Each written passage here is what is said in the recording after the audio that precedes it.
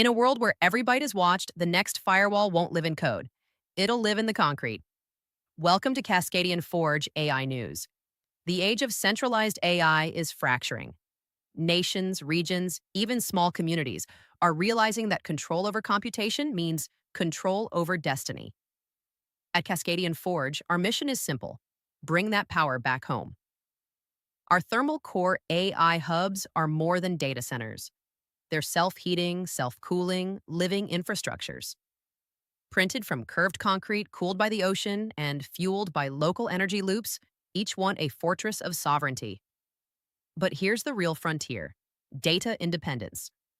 We're designing systems where communities own their compute, where indigenous, coastal, and northern regions train their own models, not rent them from billion-dollar servers an ocean away. This isn't anti-technology, it's pro-balance.